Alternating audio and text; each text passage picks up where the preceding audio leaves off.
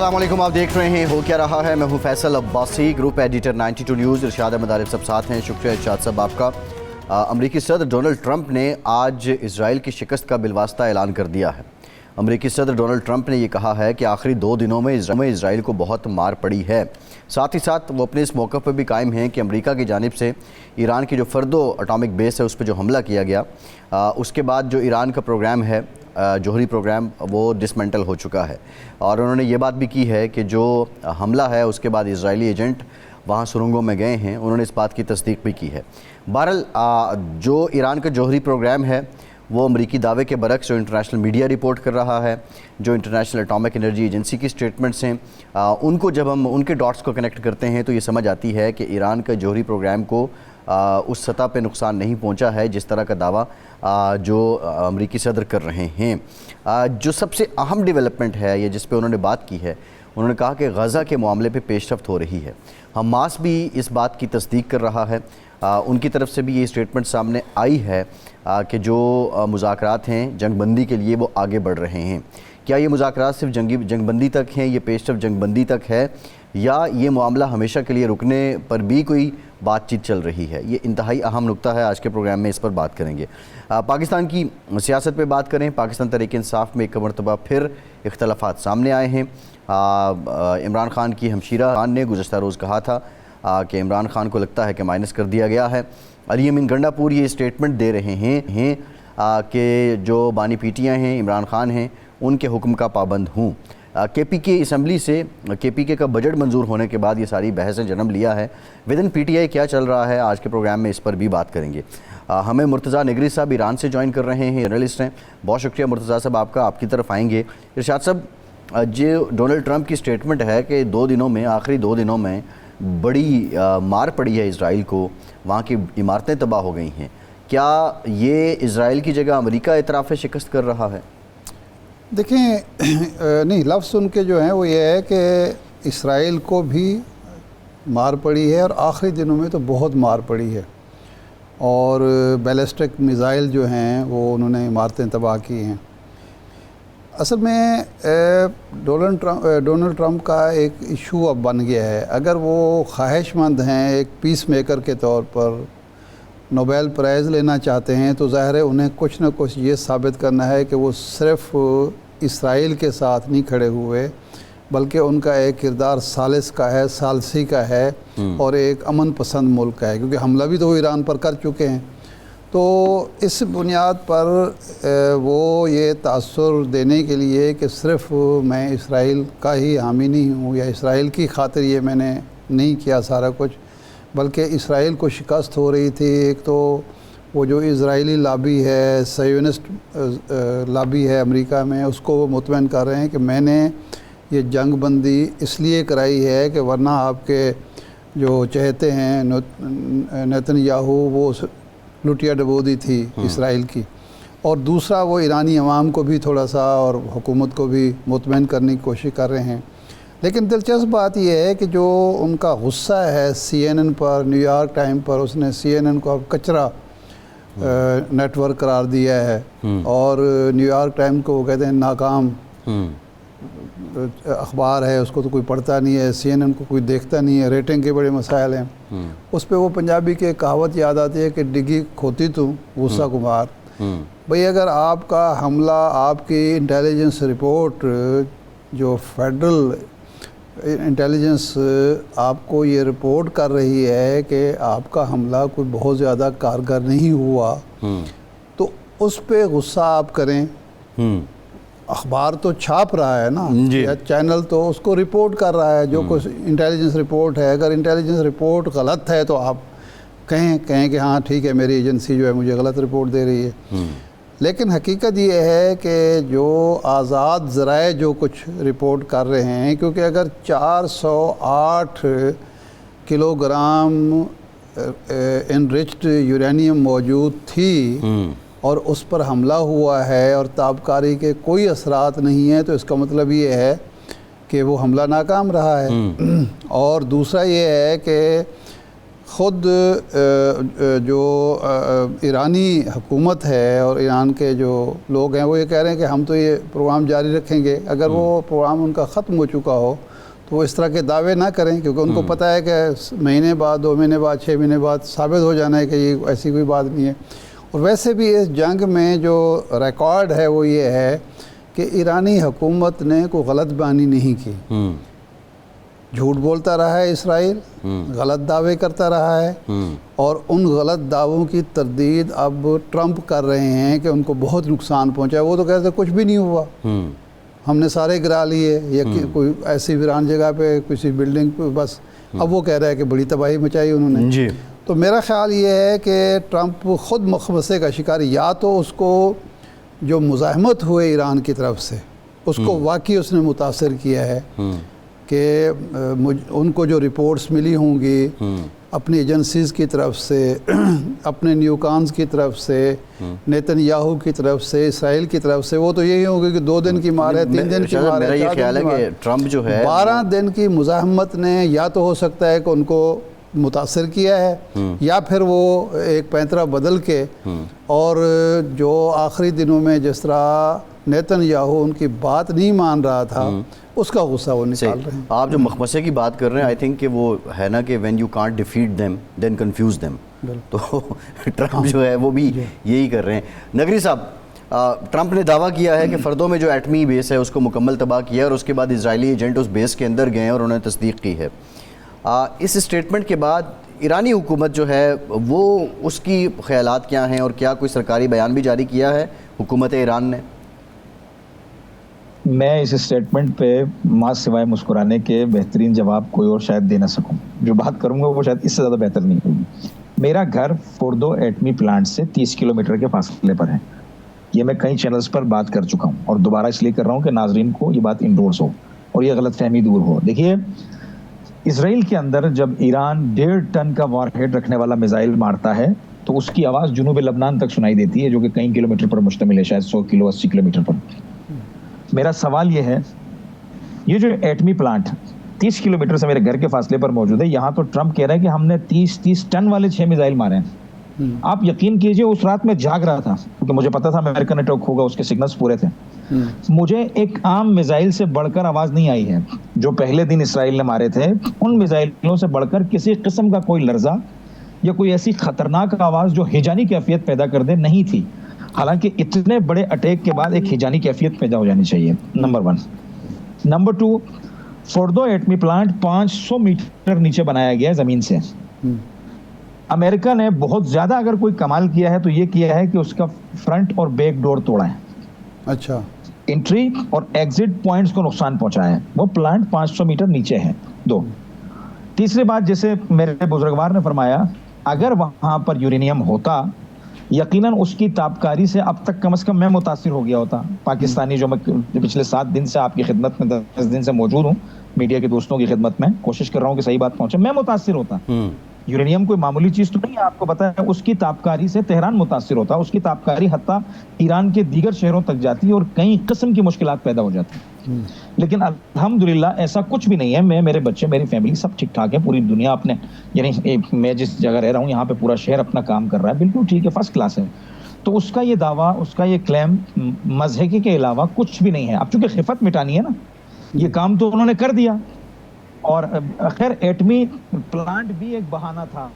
اصل کام جو ہے وہ ایرانی حکومت کو, جو موجودہ حکومت ہے اسے ٹھکانے لگانا ہے, جو موجودہ نظام ہے اسے ٹھکانے لگانا, اور ایران کو چند ٹکڑوں کے اندر تقسیم کرنا تھا, جو ان کا پرانا کاروبار ہے. یعنی رجیم چینج کرنے کے بعد نہ صرف رجیم چینج کرنا بلکہ ایران کو چند ٹکڑوں میں تقسیم کرنا. چونکہ ایران 4 بڑی قومیتوں پر حامل ایک ملک ہے, جس میں ترک زبان بھی ہے, کرد کمیونٹی بھی ہے, بلوچ بھی ہے اور فارس. یہ 4 بڑی کمیونٹیز ہیں. ان کو 4 کمیونٹیز کو الگ الگ کر کے صرف فارس, وہ جو شاہ کا بیٹا ہے جسے یہاں سے انقلاب کے بعد باہر نکالا گیا تھا, اس کو چوغائے بادشاہی پہنا کر صرف علاقہ فارس کے اوپر بٹھانا تھا. باقی ایک چھوٹا اسرائیل انہوں نے کردستان میں بنانا تھا, ایک چھوٹا اسرائیل بلوچستان میں بنانا تھا, ایک چھوٹا اسرائیل دیگر علاقوں میں. اس طرح سے 2-3 چھوٹے چھوٹے مزید اسرائیل بنانے تھے, جس سے پاکستان کو اور چین کو زچ پہنچائی جا سکے, جس سے دیگر جو یہاں پہ خلیج کے ممالک ہیں ان کو زچ پہنچائی جا سکے. میں آپ کی خدمت میں ایک جملہ عرض کر دوں جو اسرائیلی وزیر دفاع کا کہا گیا ہے تقریباً 3-4 گھنٹے پہلے میری نگاہ سے گزرا ہے ایرانی میڈیا کے اندر. جناب فرماتے ہیں کہ ہم اس خطے کے مڈل ایسٹ کے ہم ٹھیکیدار ہیں, جیسا ہم چاہیں گے ویسا کریں گے اور جو ہم سوچیں گے یہاں وہی ہوگا. تو آپ اس سے اندازہ لگائیے کہ کتنے عرصے سے ان کی پلاننگ چل رہی تھی کہ اس خطے کو, چونکہ باقی تمام ممالک تو ہتھیار ڈال کے بیٹھے ہوئے, عرب ممالک تو 6 دن کے اندر اندر ہتھیار, کیونکہ اسرائیل کا کام یہ ہے کہ وہ پہلا حملہ انتہائی سخت کرتا ہے, انتہائی شدید کرتا ہے. اگر اس پہلے حملے میں کوئی بیٹھ جائے تو وہ اتنی بری طریقے سے اسے مارتا ہے کہ اس کی دوبارہ اٹھنے کی صلاحیت نہیں. اور یہی کام ایران کے ساتھ بھی کیا گیا, پوری پلاننگ کے ساتھ. اندر کے ایجنٹس کو کور کیا گیا, ان کے جو ایئر ڈیفنس سسٹم تھے ان کے اوپر سائبر اٹیک کیا گیا, ان کی ایلیٹ فورس کو, غافل گیری کے اندر ان کی ایلیٹ فورس کو شہید کیا گیا, اور ایک ایسی کیفیت بنا دی گئی کہ جو ہے وہ بس اب اسرائیل جو ہے وہ ختم کر دے گا ایران کو. لیکن اللہ کا پلان انسان کے پلانوں کے اوپر غالب ہوتا ہے.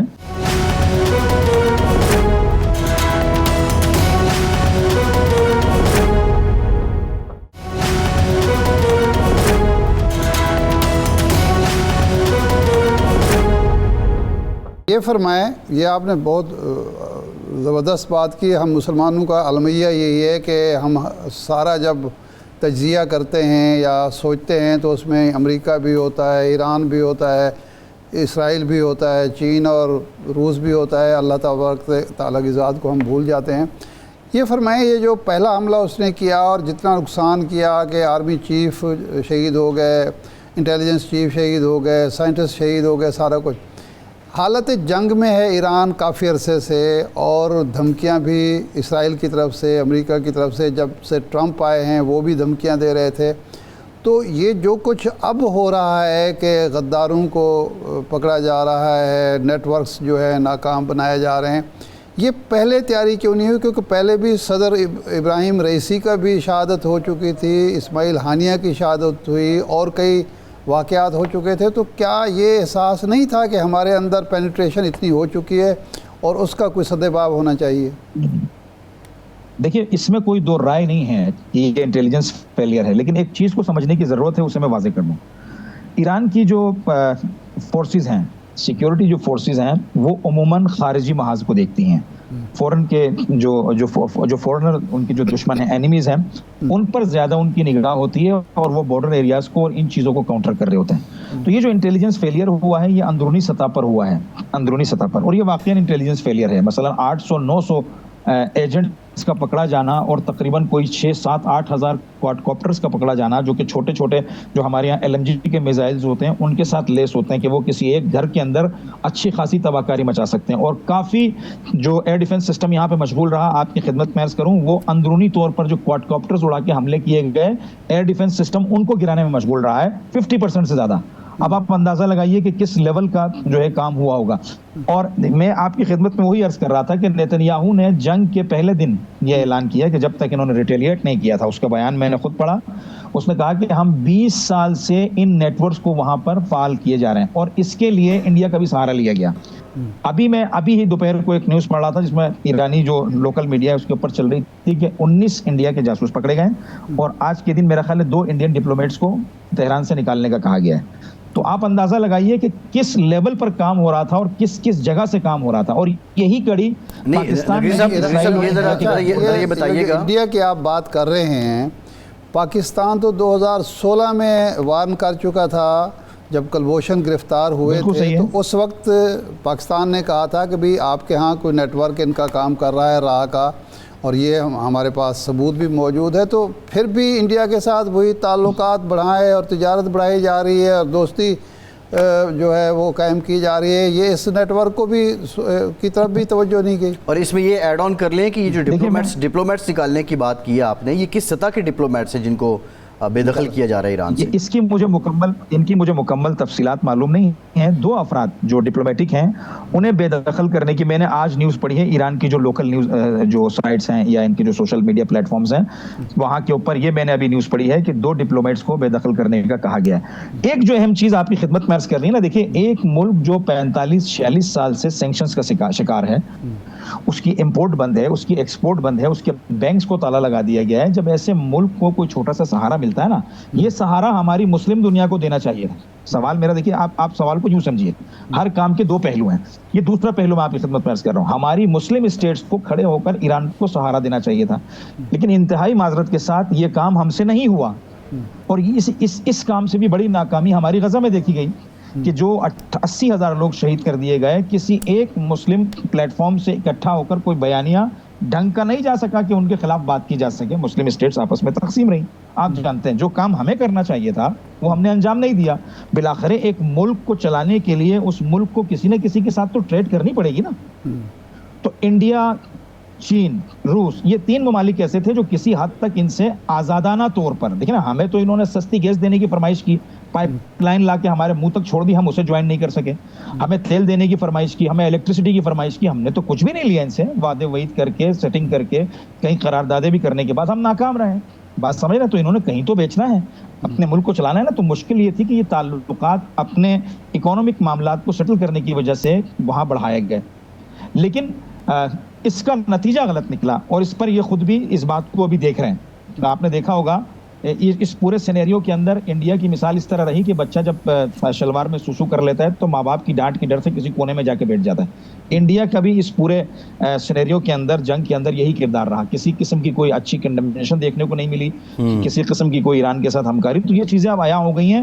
اور پاکستان نے جو سٹینڈ لیا ہے, میں سمجھتا ہوں کہ مسلم دنیا کے اندر واقعاً قابل تعریف اور قابل فخر سٹینڈ ہے, جس کی ایران کو ضرورت تھی. اور ہماری جو حیثیت تھی, ہماری جو وقت تھی, اس کے مطابق پاکستان نے بہت اچھا سٹینڈ لیا, بہت بہترین سٹینڈ لیا. اور اس سٹینڈ کو ایران کی اسمبلی کے اندر بھی تشکر کے ناروں کے ساتھ اپریشیٹ کیا گیا. جی ایگزیکٹلی. اچھا نگرانی صاحب یہ بتائیے, ابھی یہ جو ریسنٹ سارا یہ جنگ چلی, پھر جنگ بندی ہوئی, ایران کی سرکار جو گلف کنٹریز کا رول ہے اس کے بارے میں کیا سینٹیمنٹ رکھتے ہیں, اور بالخصوص سعودی عرب کے بارے میں اس موجودہ سینیریو میں ان کی اب کیا سوچ ہے؟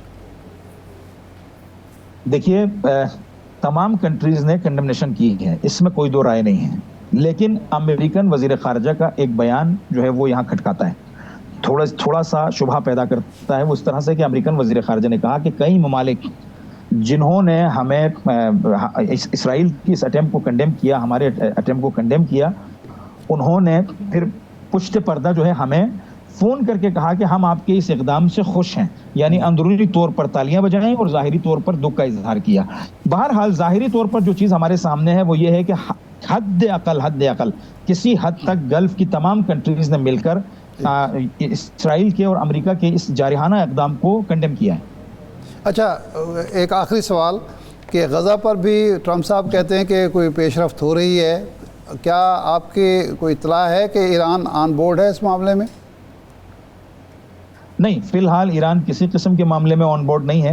ایران فی الحال یہ جو سیز فائر ہوا ہے اس پر بھی ایران کے اندر ایک بڑے طبقے کو, جو ان کا مغز متفکر ہے, جو تھنک ٹینک ہے یا سوچنے والے لوگ ہیں, انہیں اعتماد نہیں ہے. ان کا یہ کہنا ہے کہ جس طرح سے غزہ کے اندر سیز فائر کا نعرہ لگا کر ان کو دوبارہ تباہ کیا گیا اور شدید ترین حملے کیے گئے, اور جو ان کی سیکنڈ لیئر تھی جو ان کی کمانڈ کی, اسے بھی تباہ کیا گیا. لبنان کے اندر حزب اللہ سیز فائر کا نعرہ لگا کر جس طرح سے ان کے لیڈرز کو شہید کیا گیا, یا ابھی تک اس لبنان کے بعض علاقے نہیں چھوڑے گئے, اور ابھی تک کل تک بھی حزب اللہ کے کچھ کمانڈرز کو کل بھی ڈرون حملہ کر کے گاڑی میں شہید کیا گیا.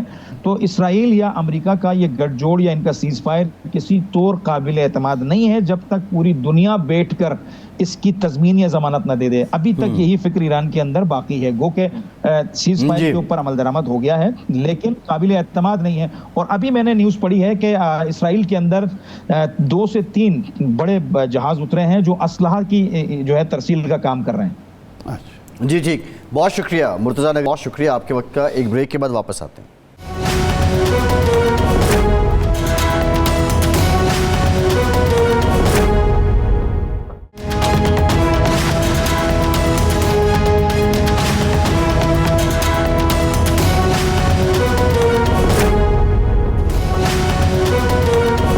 بریک کے بعد ایک بار پھر سے آپ کا خیر مقدم کرتے ہیں. ہمیں جوائن کیا ہے پاکستان تحریک انصاف کے سینئر رہنما رؤوف حسن صاحب نے. رؤوف صاحب بہت شکریہ آپ کا.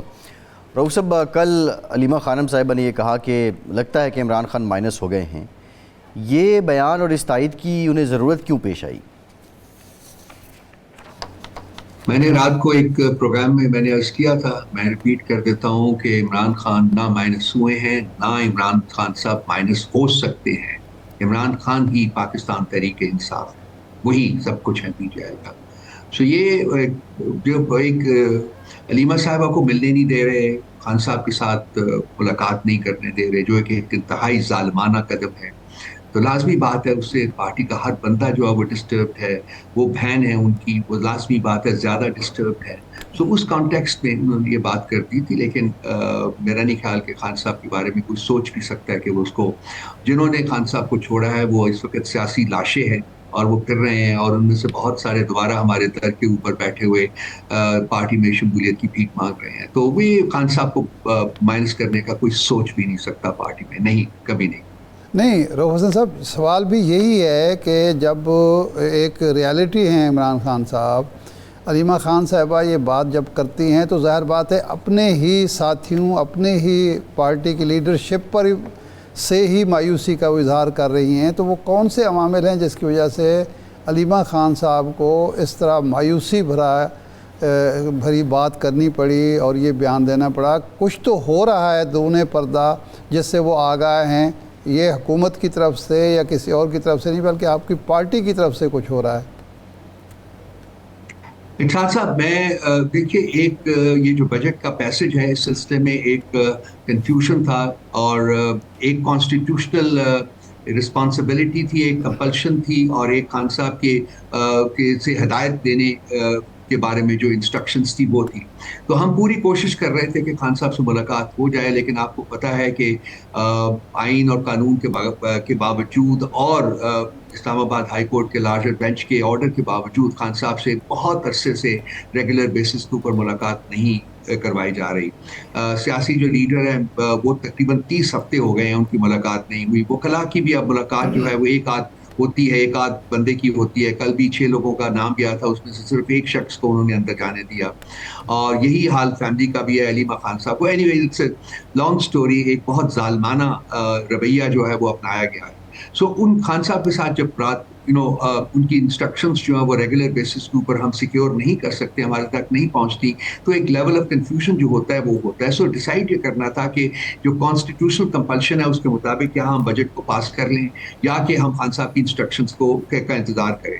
تو جو ایک یونینیمس اوپینین وہاں ہوا تھا پروفیشنل اور کنڈیشنل، وہ یہی تھا کہ جی ہمیں جو آئین کے تقاضے ہیں ان کے مطابق آگے بڑھنا چاہیے، لیکن یہ کنڈیشنل بھی تھا اور پروفیشنل بھی تھا۔ کنڈیشنل کہ خان صاحب جب بھی ان سے ملاقات ہوگی ان کی جو انسٹرکشنز وہ دیں گے اس کے مطابق بجٹ میں اگر چینجز کرنی ہے تو وہ کی جائیں گی، اور اگر حکومت کو ڈیزالو کرنا ہے، پارلیمنٹ کو ڈیزالو کرنا ہے تو وہ بھی جیسا کہ منسٹر کے پی نے سوال تو یہ ہے وہ ڈیزالو کر دیں گے۔ تو اس میں کوئی کنفیوژن اب نہیں تھا۔ 30 جون تک آپ کے پاس ایک آئینی مارجن بھی تھا، اس وقت تک آپ کر سکتے تھے۔ سوال تو اسی بات پہ اٹھایا جا رہا ہے کہ ایک ہفتہ قبل ہی آپ نے بجٹ منظور کروا لیا، کچھ اور ویٹ کیا جا سکتا تھا۔ صحیح کہہ رہے ہیں آپ، میں اس کو ڈینائی نہیں کروں گا، آپ صحیح کہہ رہے ہیں، شاید 2-4 دن آگے ہو سکتا تھا، لیکن چونکہ میں ایک لیگل انسان نہیں ہوں، وکیل نہیں ہوں، سو میرا خیال ہے کہ جو کانسٹیٹیوشنل کمپلشنز تھے وہ جن لوگوں نے اس کے اوپر بریف کیا انہوں نے کہا جی کہ جتنی جلدی سے جلدی آپ کر سکتے ہیں، کیونکہ جیسا کہ چیف منسٹر کے پی نے خود بھی کہا ہے ایک وفاقی حکومت کی طرف سے ایک کنسپریسی تو ہے نا، ڈیفینیٹلی ہے کہ کسی طریقے سے نمبر 1 کے پی کی حکومت کو کمزور کیا جائے اور نمبر 2 اس کو ریپ اپ کیا جائے اور وفاق جو ہے اس کو لشکر اندازی کرے، اس کے اوپر قبضہ کرے، یہ تو ہے یہ۔ سو میرا خیال ہے کہ جو حکومت تھی کے پی کی وہ کوئی رسک لینا نہیں چاہتی تھی، اس لیے انہوں نے شاید وقت سے 2 دن پہلے یہ کر لیا، لیکن اس کے ساتھ ساتھ اس بارے میں کنفیوژن ڈیفینیٹلی کریٹ ہوا، وہ میں کنسیڈ کرتا ہوں، جو نہیں ہونا چاہیے، بالکل۔ اچھا یہ فرمائیں کہ ایک احتجاجی تحریک کا اعلان کیا گیا تھا کہ پارٹی شروع کرے گی، بہت سارے لوگوں نے کہا کہ جی تیاریاں ہو رہی ہیں، لیکن اب اس کا بالکل نام بھی لینا چھوڑ دیا گیا ہے، تو وہ اب گرمیاں گزار کے ہی کوئی سوچا جائے گا؟ شاہد صاحب دیکھیے، انہوں نے خان صاحب نے جو ایک ایوالونگ سچویشن تھی ایران کے اوپر حملے کے بعد جو خطے کی اور اس کے جو خطرات جو تھے وہ پاکستان کے کو جو درپیش تھے، اس ناطے انہوں نے کہا جی کہ اس کو 2 ہفتے کے لیے پوسٹ پون کر دیں۔ اب 2 ہفتے جو ختم ہوں گے تو خان صاحب خود ہی فیصلہ کریں گے کہ اس کو کب شروع کرنا ہے. اب چونکہ محرم کا ٹائم وقت آ رہا ہے تو اس لیے شاید محرم کی بات ہو, یہ میری ایک گیس ورک ہے, لیکن اس کا فیصلہ جو وہ خان صاحب نہیں کرنا ہے. 2 ہفتے گزرنے والے ہیں اب, اس کے بعد وہ کریں گے, نئی تاریخ کا اعلان کریں گے اور اس کے مطابق پھر جو بات کو آگے بڑھایا جائے. اچھا, ایک امیدیں جب ٹرمپ صاحب کی چل رہی تھی, وہاں کمپین چل رہی تھی, تو اوورسیز پاکستانی جو تھے اور پی ٹی آئی سے وابستہ لوگ, بلکہ آپ کے عہدیدار بھی, انہوں نے امیدیں وابستہ کیں ٹرمپ سے. جب وہ اقتدار میں آ گئے تو بڑے بڑے دعوے کیے گئے, ایک ڈیلیگیشن بھی یہاں آیا. اب کیا امیدیں وہ برقرار ہیں؟ آپ کی اطلاعات کیا ہیں؟ یا وہ امیدیں دم توڑ گئی ہیں؟ کیونکہ ٹرمپ کا جھکاؤ تو ٹوٹلی موجودہ حکومت کی طرف ہے اور بار بار وہ اس کی تعریف بھی کرتے ہیں. شاہد صاحب دیکھیے, میں ان لوگوں میں سے ہوں جنہوں نے کبھی امریکہ سے کوئی امید یا پریزیڈنٹ ٹرمپ سے کوئی امید نہیں لگائی تھی. جی, یہ جو سارا کچھ تھا, یہ ہمارا ڈائسپورا جو ہے, جو کہ پی ٹی آئی کا مطلب ہمارا اس سے کوئی لینا دینا نہیں ہے, نہ ہم نے اس کو کبھی پیٹرنائز کیا ہے. یہ ڈائسپورا جو ہے, جو کہ پی ٹی آئی کے سپورٹرز ہیں, ڈیفینیٹلی میں اس کو کنسیڈ کرتا ہوں, انہوں نے اپنے تئیں یہ کوشش کی تھی اور وہ انہوں نے اس سے بہت سی امیدیں بھی لگائی تھی. یہ بھی صحیح ہے, بالکل آپ کا فرمانا ٹھیک ہے, لیکن میں ان لوگوں میں سے تھا جس نے کہ کبھی بھی اس قسم کی امیدوں کو شیئر نہیں کیا تھا. بیکاز اسٹیٹ ٹو اسٹیٹ جو معاملات ہوتے ہیں وہ طے کرنے میں بہت سارے اور فیکٹرز بھی ہیں. میرا خیال ہے کہ آپ مجھ سے بہت بہتر جانتے ہوں گے. سو یہ ایک فیکٹر تو ہو سکتا ہے, شاید وہ کرنا چاہتے ہوں, شاید وہ نہ کرنا چاہتے ہوں, میں اس سلسلے میں بھی کوئی چیز ڈیفینیٹلی نہیں کہہ سکتا, لیکن اٹ ہیزنٹ کم تھرو. اب رہا آج کی اسٹیٹ کا, تو فرینکلی نہ میں نے پہلے کبھی امید لگائی تھی, نہ اس وقت میں نے امید لگائی ہوئی ہے. ہاں, اگر کوئی ڈیولپمنٹ ہوتی ہے کل پرسوں, 10 دن میں, مہینے میں, 2 مہینے میں, 4 مہینے میں, لیکن ایز اے پولیٹیکل پارٹی ہمارا بنتا نہیں ہے کہ ہم کسی باہر کے ملک سے اس قسم کی کوئی امید لگا کے بیٹھیں. ہم نے اپنے معاملات ملک کے اندر سیاسی طریقے سے حل کرنے ہیں, اور میں اس کا ایک بہت بڑا ایڈوکیٹ رہا ہوں. اور وہ سیاسی طریقہ صرف ایک ہی ہے ارشاد صاحب, وہ سیاسی طریقہ ہے بیس کے اوپر بیٹھ کے بات چیت کر کے معاملات کو حل کرنے کا. صحیح ہے. اچھا رؤوف صاحب, یہ بتائیے کہ جو وفاقی بجٹ پیش کیا گیا, روایتی ایک اپوزیشن ہوتی ہے, اپوزیشن دباؤ بھی ڈالتی ہے, بہت سی اس میں تبدیلیاں بھی آ جاتی ہیں. پی ٹی آئی کی طرف سے وہ امپیکٹ نظر نہیں آیا. پنجاب میں بھی بالکل پی ٹی آئی کی جو اپوزیشن ہے اس نے ٹھنڈ پروگرام رکھا ہے. یہاں پہ کیوں ایک مومنٹم آپ نہیں بلڈ کر پا رہے؟ نہیں, میں آپ کے ساتھ آئی بیگ ٹو ڈس ایگری. دیکھیے, اگر آپ ہمارے جتنے بھی پارلیمنٹیرینز ہیں یہاں نیشنل اسمبلی میں, ان کی تقریریں ذرا آپ دیکھیے, آپ go through the content of those speeches, I think they were brilliant. جو بھی بولا ہے وہ پارلیمنٹ کی فلور کے اوپر وہ بریلینٹلی بولا ہے, اس نے بہت سبسٹینٹو گفتگو کی ہے. اور پروونشل اسمبلی کا مجھے زیادہ شاید اتنا علم نہیں ہے, کیونکہ یہ تو مجھے ذاتی طور کے اوپر پتہ ہے, لیکن وہاں بھی بہت کچھ کیا گیا ہے, احتجاج بھی کیا گیا ہے, اور پھر اس کے بعد ایک پازیٹیو کنٹریبیوشن جو ہے in terms of suggestions, proposals et cetera, وہ وہاں بھی دی گئی ہے. تو میں آئی بیگ ٹو ڈس ایگری کہ جی ہم لوگ اس میں یہاں نہیں کر سکے. اب صرف شور شرابہ کرنا ہی معاملات کا حل نہیں ہوتا. میرا خیال ہے کہ بجٹ کے جیسے معاملے میں, جو کہ اتنا کرٹیکل ہے پاکستان کی عوام کے لیے, اس میں اگر آپ اپنے پروپوزلس دیں اور کوشش کریں کہ ان پروپوزلس کو اپروو کروایا جائے, تو وہ میرا خیال ہے وہی سیاسی جماعت کی کنٹریبیوشن ہوتی ہے. آج جو میٹنگ ہوئی ہے حکومتی کمیٹی کے ساتھ آپ کی اراکین کی, اسد قیصر صاحب بھی تھے, پاٹا اور فاٹا کے معاملے پہ, کیا جو وفاق نے خصوصی گرانٹ مختص کی ہے ضم شدہ اضلاع کے لیے, وہ کافی ہے یا مزید آپ کی ڈیمانڈز ہیں؟ ابھی اس سلسلے میں کوئی ہماری اسٹیٹمنٹ نہیں آئی جی, اس لیے میں اپنی تئیں جو ہے وہ کچھ نہیں شیئر کر سکتا کہ کتنی گرانٹ دی گئی ہے اور کیا وہ سیٹسفیکٹری ہے کہ نہیں ہے. یہ جب ہماری کے پی کی حکومت سے کوئی آفیشیل اسٹیٹمنٹ آئے گی. میری اسد قیصر صاحب سے بھی بات نہیں ہوئی. اگر پتا ہوتا مجھے کہ آپ نے یہ سوال پوچھنا ہے, میں ڈیفینیٹلی ان سے بات کرنے کے بعد, انفارمیشن لینے کے بعد ہی آپ کے پروگرام میں بیٹھوں. اچھا, یہ فرمائیں کہ پاک بھارت جنگ اور ایران اسرائیل جنگ کے بعد خطے میں کچھ تبدیلیاں رونما ہوئی ہیں, کچھ نئے حقائق سامنے آ رہے ہیں. ایک آپ صرف پولیٹیکل ورکر ہی نہیں ہیں, ایک انٹلیکچوئل ہیں اور تھنک ٹینک آپ پارٹی کا چلاتے ہیں. یہ فرمائیں کہ کیا سمجھتے ہیں کہ پی ٹی آئی تیار ہے ان تبدیلیوں کو فیس کرنے کے لیے, ان حالات کا مقابلہ کرنے کے لیے جو اس پاک بھارت, خاص طور پر پاک بھارت جنگ کے بعد یہاں سامنے آئے ہیں یا بنے ہیں؟ ارشاد صاحب, بہت ہی امپورٹنٹ سوال ہے جو آپ نے کیا ہے. آئی وش کہ میں اس کا کلیتاً جواب دے سکتا, لیکن میں 2-3 چیزیں جو ہیں وہ ڈیفینیٹلی آپ کے ساتھ شیئر کر سکتا ہوں. پاکستان اور ہندوستان کی جو 4 دن کی لڑائی ہوئی ہے جس میں کہ پاکستان نے by the grace of God ascendancy حاصل کی ہے, وہ ہندوستان اس کو سٹمک نہیں کر سکا اور نہ کر سکے گا. اور اس کے ساتھ ساتھ جو ہندوستان کے پیٹرنز ہیں جس میں کہ ویسٹرن پاورز ہیں پرٹیکولرلی امریکہ, وہ بھی اس کو سٹمک نہیں کر سکے کیونکہ پاکستان کے ساتھ چین کھڑا ہوا ہے. اور الٹیمیٹ جو ویسٹ کی لڑائی ہے وہ ہے چین کو کنٹین کرنے کی, اور اس میں پریشر پاکستان کے اوپر بڑی دیر سے جب ہم حکومت میں تھے اس وقت سے بھی بہت بڑا ہوا تھا, اور اس میں خان صاحب نے بالکل کبھی کنسیڈ نہیں کیا تھا, پاکستان کے انٹرسٹ کو ہمیشہ سپریم رکھا تھا. اور اب بھی جو ہے وقت گزرنے کے ساتھ ساتھ میرا خیال ہے کہ وہ پریشر بڑھے گا چائنا کو کنٹین کرنے کا. کیا پاکستان کر سکتا ہے, کرنا چاہیے, یہ سوالات ہیں جو کہ اٹھیں گے اور وہ ڈیبیٹ ایک ہوگا. میرا تو اپنی ذاتی رائے میں آپ کے ساتھ شیئر کرتا ہوں کہ پاکستان کا اگر ایک ڈیپینڈیبل فرینڈ ہے اس وقت تو وہ چین ہے, اور یہ جو لڑائی ہم نے 4 دن کی جیتی ہے اس میں بھی چین کا جو بہت عمل دخل ہے, بہت رول ہے. سو یہ تو ایک چیز ہو گئی, یہ جو اب اس کے جو اوور آل خطے کے اوپر جو اثرات پڑیں گے وہ پڑیں گے, اور خاص کر ان اثرات کے پڑنے کا جو پراسپیکٹ ہے وہ اور بڑا ہے after the Israeli and American attack on Iran. تو بیسیکلی خطہ اس وقت جو ہے وہ ڈی سٹیبلائزڈ ہے, اور اس ڈی سٹیبلائزیشن میں کہاں ویکیوم ہے اور وہ کون پور کرے گا یہ آنے والے دن, ہفتے اور مہینے جو ہے اس سے ہمیں پتہ چلے گا. لیکن اسرائیل بھی انڈیا کی طرح میرا خیال ہے کہ ایران کا جو رسپانس تھا اس کو سٹمک نہیں کر سکا, اور امریکہ تو بالکل ہی نہیں کر سکا. اور امریکہ نے جو اٹیکس کیے ہیں ایران کے اوپر وہ غمازی کرتے ہیں اس چیز کی کہ وہ اس ایران کے جو رابسٹ اور پاورفل رسپانس تھا اسرائیل کو, اور جو تباہی اس نے اسرائیل میں مچائی ہے اس کو وہ سٹمک نہیں کر سکا.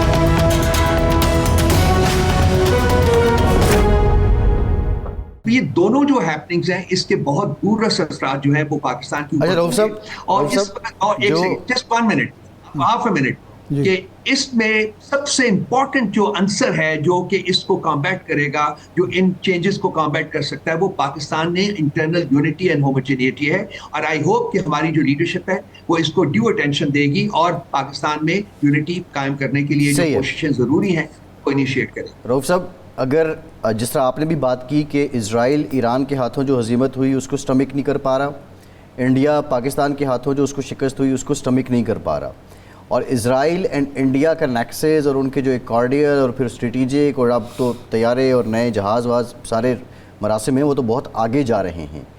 اور اب یہ کیا کریں گے؟ انڈیا ایک پراکسی کے طور پر تھا یہاں پہ ہمارے ریجن میں, اسرائیل مڈل ایسٹ میں تھا, تو اب اگلی ممکنہ کیا اسٹریٹجی ان کی ہو سکتی ہے, خدشات کیا ہیں خطے کو؟ دیکھیے میں نہیں کہہ سکتا کہ انڈیا اپنی کرنٹ جو اسٹیٹ آف ان کی ویپنری ہے نا اور جو ایکسپرٹیز ہے اس کے ساتھ پاکستان کو میرا خیال ہے کہ مستقبل قریب میں ٹیک آن کرنے کی کوشش نہیں کرے گا, کیونکہ ان کو بہت بری طرح ان کی یہ امبیرسمنٹ ہوئی ہے اور بہت ہزیمت ان کو برداشت کرنی پڑی ہے. جہاں تک اسرائیل کا کام ہے تو اسرائیل جو ہے اس کو اب سلیش کر کے امریکہ کہا کرے, وہ اس کی پیٹنیج جو امریکہ کی پیٹنیج ہے. ابھی مجھے کوئی اطلاعات ملی ہے کہ جی کچھ میرا خیال ہے کہ آرمنگ جو ہے کچھ ان کے جہاز وغیرہ پہنچے ہیں جو کہ اسرائیل کے لیے آرمامنٹس لے کے آئے ہیں, زیادہ لیتھل آرمامنٹس لے کے آئے ہیں. اب وہ پتہ نہیں کہاں استعمال ہوں گے. ایک طرف تو امریکہ نے سیز فائر کروایا ہے, دوسری طرف میرا خیال ہے جنگ کی تیاری بھی ہو رہی. تو یہ میرا خیال ہے کہ اسرائیل اور ایران کی لڑائی شاید انڈیا پاکستان کی لڑائی سے پہلے چھٹ جائے, لیکن اب میرا خیال ہے کہ ایران اور اسرائیل کی لڑائی میں بھی انڈیا بہت بری طرح ایکسپوز ہوا ہے. سو آئی فیل کہ اس وقت انڈیا ویک وکٹ کے اوپر ہے, اور یہ شاید اس کے لیے مناسب وقت نہ ہو کہ وہ پاکستان کے ساتھ کوئی چھیڑخانی کرے. لیکن وقت گزرنے کے ساتھ ساتھ وہ لازمی جو ہے وہ اپنی اس امبیرسمنٹ کا بدلہ لینے کی کوشش کرے گا. لیکن مجھے زیادہ ڈر جو ہے, زیادہ خوف جو ہے وہ اس بات سے ہے کہ اسرائیل کیا کرنے جا رہا ہے اور اس کے جو اثرات ہیں وہ پاکستان کے اوپر کیا ہوں گے, اور اس کے لیے پاکستان کو یونٹی چاہیے, انٹرنل یونٹی چاہیے بہت زیادہ. جی ٹھیک, بہت شکریہ رؤف حسن صاحب, بہت آپ کے وقت کا. شاہد صاحب, کویسچن از دیٹ جو غزہ پہ ڈیولپمنٹ کی بات کی ہے ٹرمپ نے, ممکنہ طور پہ وہ کیا ہو سکتا ہے, اور یہاں اس بات کو کس حد تک ذہن میں رکھنا چاہیے کہ ایک لمحے پہ امریکہ نے اسرائیل کو بائی پاس کر کے حماس کے ساتھ ڈائریکٹ مذاکرات بھی شروع کیے؟ دیکھیں, مذاکرات جو حماس سے پہلے بھی ہوئے ہیں تو وہ بھی اپنے بندے چھڑانے کے لیے تھے. اب بھی اگر وہ ہو رہے ہیں تو وہ لازمی بات ہے کہ حماس کے یا فلسطین کے حق میں نہیں ہوں گے, اپنے کسی وقتی مفاد کے لیے ہوں گے. یہ جو معاملہ ہے ایران سے بھی زیادہ امپورٹنٹ وہ ہے غزہ اور فلسطین کا معاملہ. امریکہ کو اور اسرائیل کو یہ علم ہو گیا ہے کہ اس معاملے میں OIC سو کارڈ امہ عالم اسلام یا عرب ممالک ان کی کوئی حیثیت نہیں ہے, ان کی کوئی دلچسپی نہیں ہے.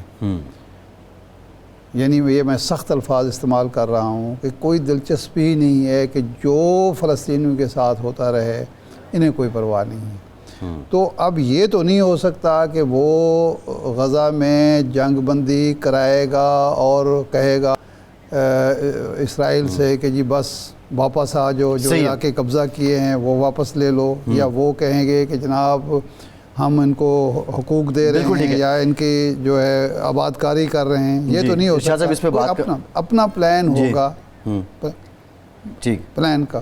ارشاد صاحب, جمی ورک صاحب نے ہمیں جوائن کیا ہے تہران سے, پریس ٹی وی کے ساتھ وابستہ ہیں. بہت شکریہ جمی صاحب.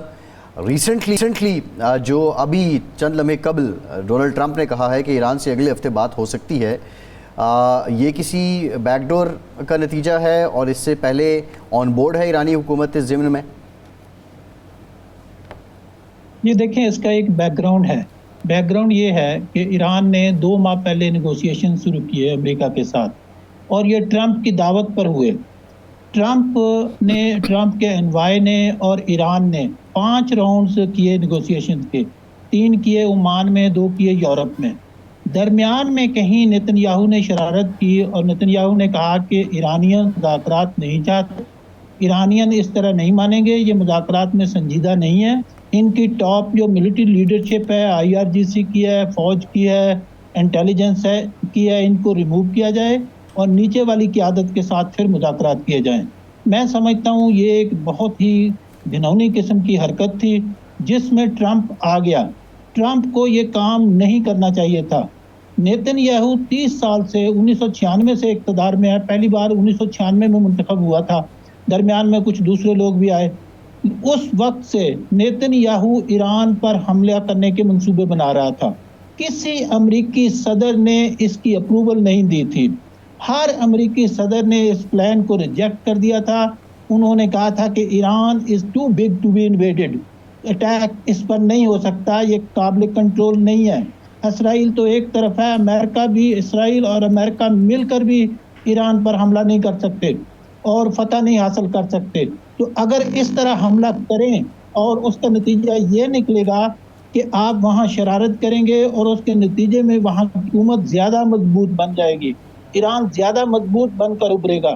لیکن ڈونلڈ ٹرمپ وہ پہلا امریکی صدر تھا 30 سال میں جو نیتن یاہو کے دامے فریب میں آ گیا اور اس نے اس سارے جو ایگریشن ایران کے خلاف ہوئی ہے, جاریت ہوئی ہے, اس کی اپروول دی.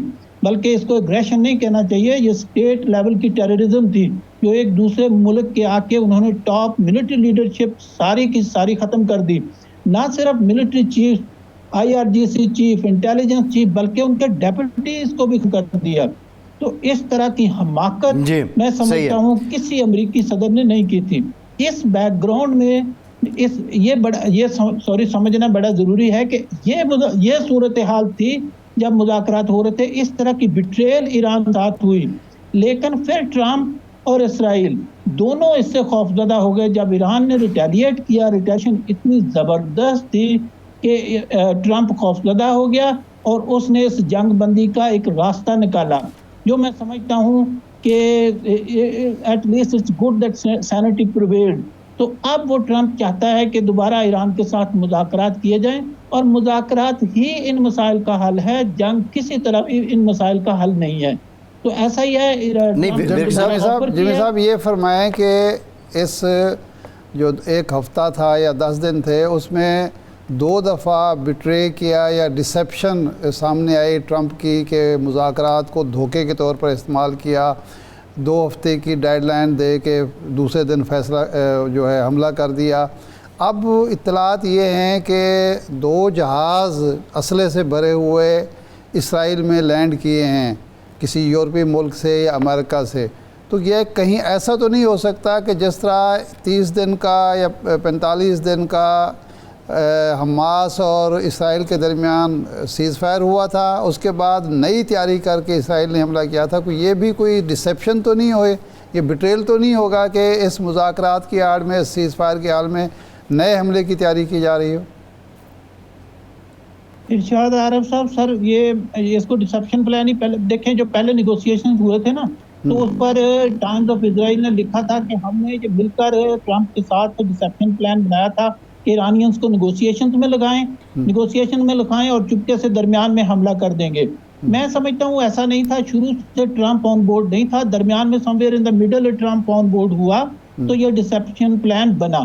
اب ایرانینز پوری طرح الرٹ ہیں، اس لیے ایرانینز اس کو سیز فائر مان ہی نہیں رہے۔ ایرانینز کہہ رہے ہیں یہ سیسیشن آف ہاسٹیلٹیز ہے، اس کا مطلب ہے کہ ابھی تک ان ایک دوسرے پر حملے رک گئے ہیں، لیکن یہ الرٹ ہیں، جیسے ہی اگر ایران پر دوبارہ اسرائیل حملہ کرتا ہے تو اس کی جوابی کارروائی دی جائے گی۔ دوسری بات، آپ کا نقطہ اس لیے بھی اہم ہے کہ سٹینن ایک ایڈوائزر ہے ٹرمپ کا نا، فارمر ایڈوائزر ہے، 7 ماہ تک وہ ٹرمپ ایڈمنسٹریشن میں رہا، اس نے ایک ریویو دیا اور اس نے بڑے زبردست انکشافات کیے۔ اس نے کہا کہ یہ جو سیز فائر ہوئی ہے، جو سیسیشن آف ہاسٹیلٹیز ہوئی ہے، یہ ایران کو بچانے کے لیے نہیں ہوئی، اسرائیل کو بچانے کے لیے ہوئی تھی، کیونکہ ایران اسرائیل میں ناقابل تلافی نقصان پہنچا رہا تھا۔ وہ تو اعتراف ٹرمپ نے بھی کر لیا نا جمی صاحب، وہ تو اعتراف آج ڈونلڈ ٹرمپ نے بھی کر لیا، انہوں نے یہ کہا کہ ارشاد عارف صاحب کا جواب میں آپ نہیں وہ دوسرا مجھے اینگل نا کمپلیٹ کرنے دیجئے۔ وہ اہم بات یہ ہے کہ اس نے جو دوسرا نقطہ کہا، اس نے کہا کہ اسرائیل کے پاس جو ڈیفنس ویپنری ہے وہ کم ہو رہی تھی، اس کی قلت آ رہی تھی، اسی وجہ سے یہ ہمارے لیے لازم تھا اس وقت کہ اسرائیل کو بچایا جائے، اس سیز فائر کروایا جائے۔ اسرائیل جب طاقتور ہوگا، دوبارہ اس کے پاس ویپنز آ جائیں گے تو ہم پھر دوبارہ دیکھیں گے۔ یہ اسٹیو بینن نے، اس کے فارمر ایڈوائزر نے یہ باتیں کہی ہیں، تو یہ ممکن ہے، عین ممکن ہے کہ اسرائیل کو دوبارہ انہوں نے سپلائی شروع کر دی ہو۔ لیکن جو اہم بات ہے وہ یہ ہے کہ ایران غزہ نہیں ہے، فلسطین نہیں ہے، ایران تو شام بھی نہیں ہے، لبنان بھی نہیں ہے، عراق بھی نہیں ہے، ایران تو ایک ریجنل سپر پاور ہے، تو ایران سے مقابلہ اتنا آسانی سے نہیں ہو سکتا، یہ انہوں نے اچھی طرح سے دیکھ لیا ہے۔ جو آپ نے کہا نا کہ 2 ہفتے کا کہہ کے اس نے 2-3 دن میں پھر حملہ کر دیا تھا، تو دیکھیں اس میں ایک بڑی دلچسپ اینگل ہے کہ ٹرمپ نے 2 ہفتے کا ٹائم دیا تھا۔ 2 ہفتے کا ٹائم دینے سے پہلے وہ ایران کو ہلاشیری دے کر گیا یا غصہ دلا کر گیا کہ آپ انکنڈیشنل سرنڈر کریں۔ انکنڈیشنل سرنڈر ایرانینز تو نہیں کر سکتے، ان کی تو نفسیات میں نہیں ہے، سائیکی میں نہیں ہے، تو اس کا سارا غصہ انہوں نے اسرائیلیوں پر نکالا۔ 2 دن جو سب سے اچھا جیمی صاحب، پروگرام کا ٹائم ختم ہو گیا۔ جی صاحب تہران سے ہمارے ساتھ موجود تھے، بہت شکریہ آپ کا۔ ارشاد صاحب آپ کا شکریہ، آج کے پروگرام سے اتنا ہی، اجازت دیجیے۔